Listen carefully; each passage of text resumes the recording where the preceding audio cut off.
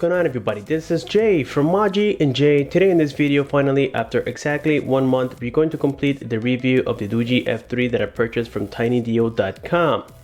The phone is only $149. It comes with average specifications, and later on I will be telling you guys if this device is worth it or not. The first thing we got on the front is a 5-inch. It is a 5-point multi-touch screen, and it has a resolution of 1280 by 720 pixels.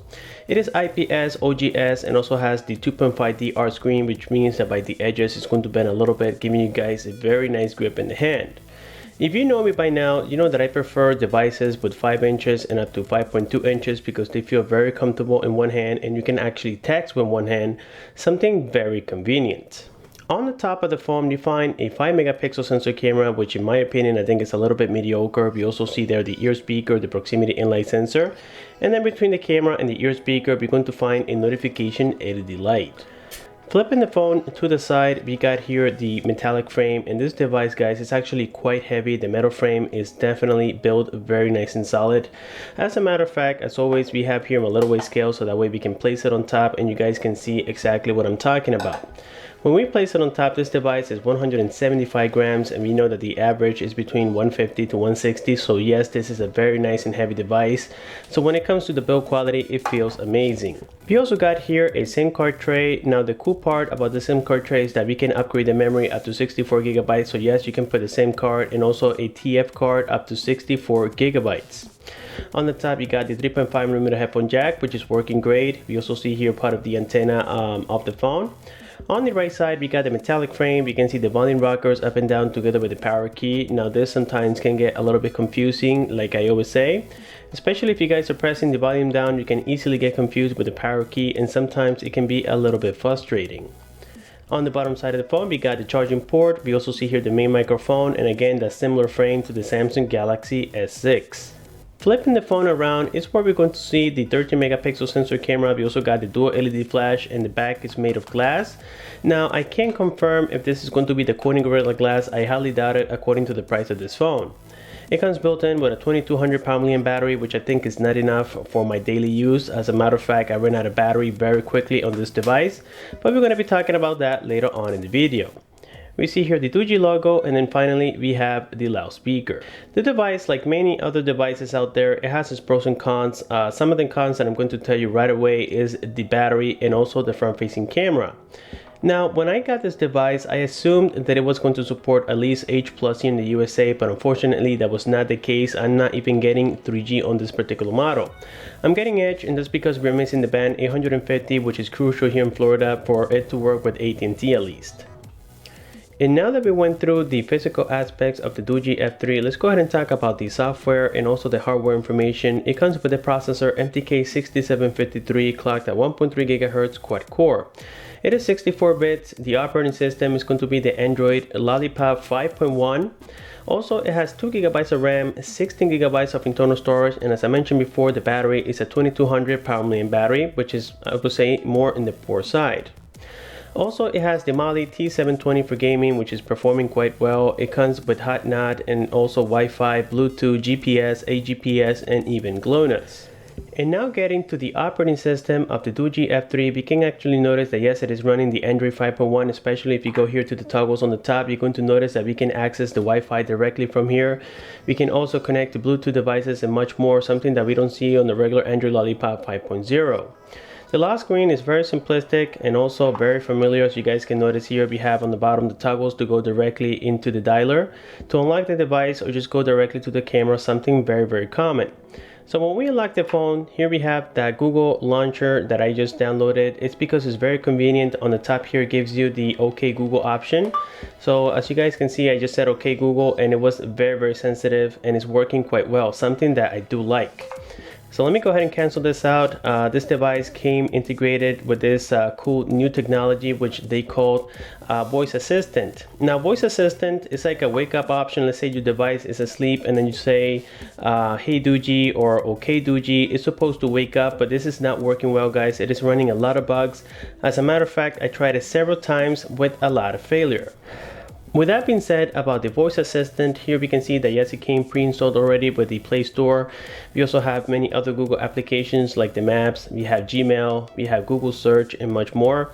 If you go here into the app tray, we can see all the applications that I have downloaded into this device. Now keep in mind guys, that having 2 gigabytes of RAM will allow you to do a lot of multitasking, and also the 16 gigabytes that are already integrated on this device is only one partition, something very cool, because it gives you more space to download applications without getting any errors. So if we go here, let me show you real quick into the storage information. There we can see it, that yes, it comes with one partition and it's 16 gigabytes. And out of the 16, after all the applications that I installed it, I still have about 9 gigabytes available, which is very cool. Going back here into the settings, here we're going to find all the options that we have. Of course, we have Wi-Fi, we know that already.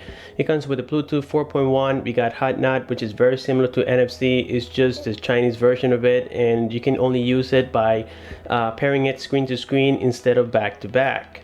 Also, we got the SIM card options. Right now I am connected here to Cricket, and this is one of the inconveniences guys that I was talking about earlier, that you can see there that I'm getting E.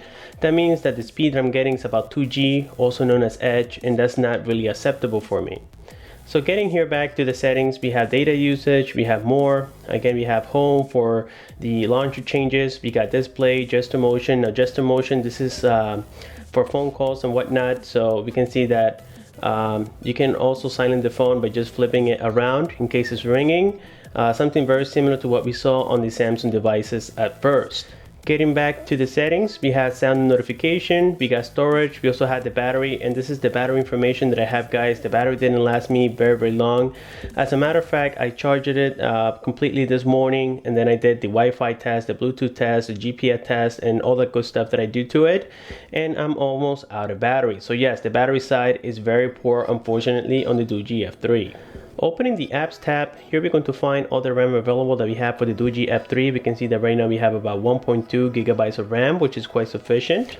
Another cool feature that we have on the Doogee F3 is called visitor mode. This is also known as guest mode, and this will allow you to lend your device to other people without them getting into your personal information.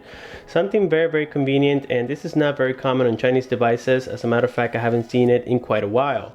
But yes, you do have to set up a password, so that way when you lock the device and you set up that specific password, it will automatically block all the contents that you don't want them to see again. So again guys, this is a very cool feature. And also if you go here to about device on the very bottom, let me just go ahead and show you that. You're going to confirm that yes, it is the Android Lollipop 5.1.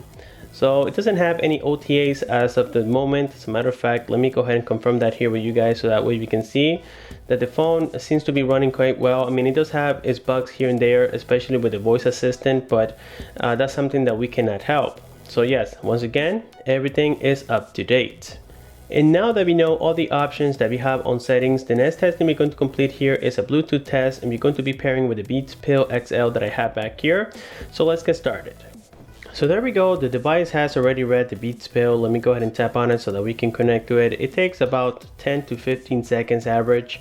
And after you connect to it, of course, it's going to keep it in the memory. So if you guys connect to it again, it's going to be a lot faster. So right now it's connecting. The Bluetooth there we go. Device is connected successfully. So of course, let's go back into settings like we usually do, and let's go here directly into sounds and notifications. Let's go into the ringtones that we have available. You guys may not like them, but this is only for Bluetooth testing purposes. So now here we have a list of them. Let's go ahead and get started with the first one.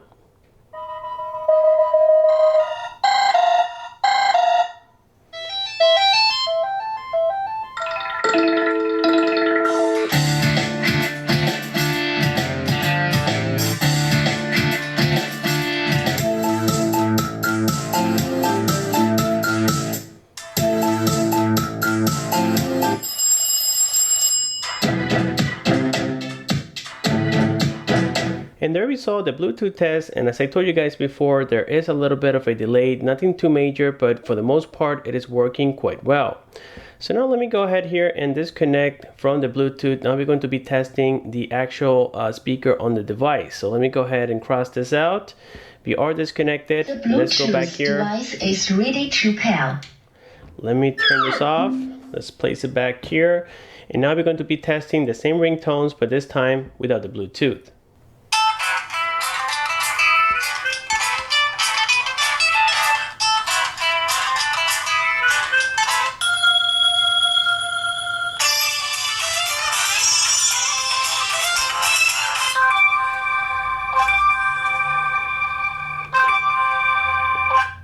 And now that we heard the testing of the loudspeaker on the Doogee F3, we can come to a conclusion that yes, it is quite loud, it's very nice. And also the cool part is that when we play videos, let me go ahead and place here one that I already have uploaded. Unfortunately, I cannot place any other videos, we already know that. Okay, so now let's go here directly into my videos and let's play the latest one that I have on here, which is about the Blue Vivo Air LTE. This is a very interesting device. 6 visionary directors bring their personal touch to 6 stories that could change.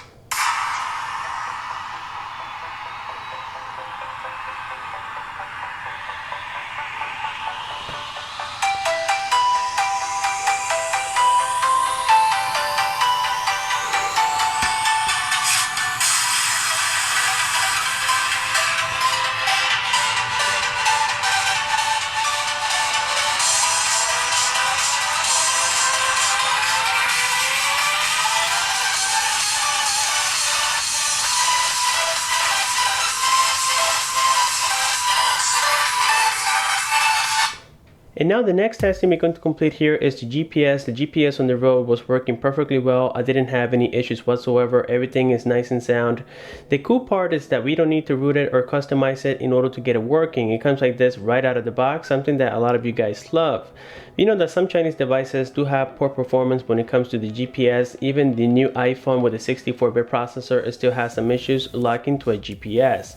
But we're going to be talking about that on a separate video. So here we can see, guys, that the accuracy is actually quite neat. Right now it's about 11 feet of accuracy, and that's inside of the house. When we get outside, it's even better and more accurate.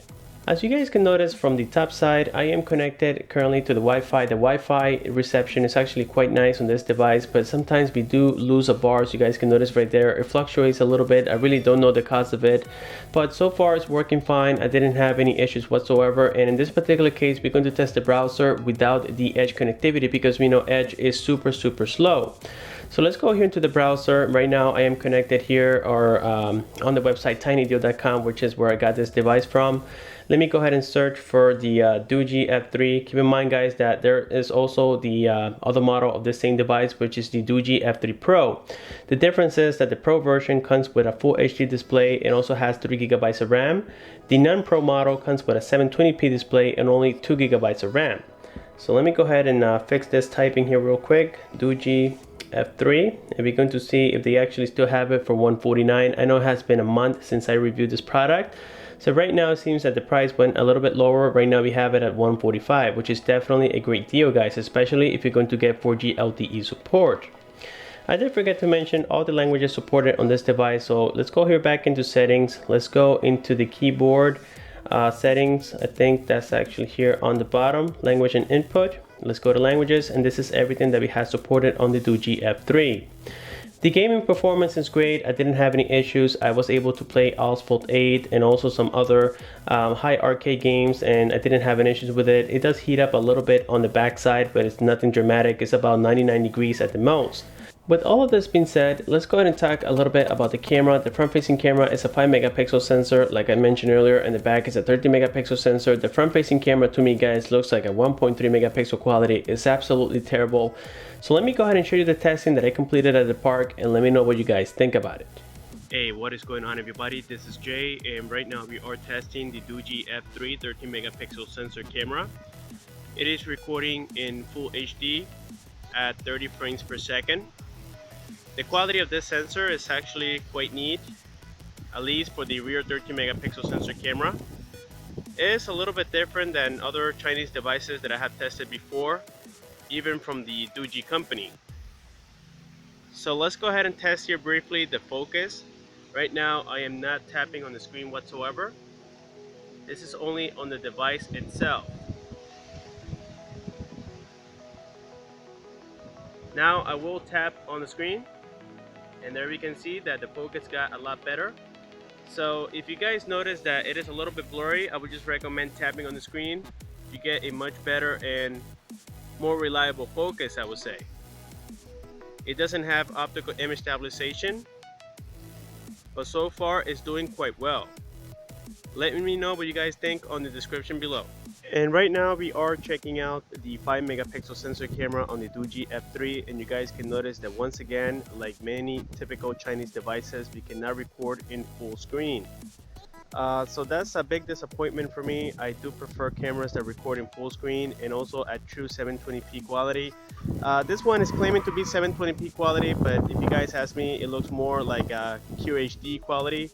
It doesn't seem that great. The focus is a little bit poor and also the colors are a little bit too dark. I'm not sure if you guys agree with me, but I think that this camera is definitely better for selfies and not video recording.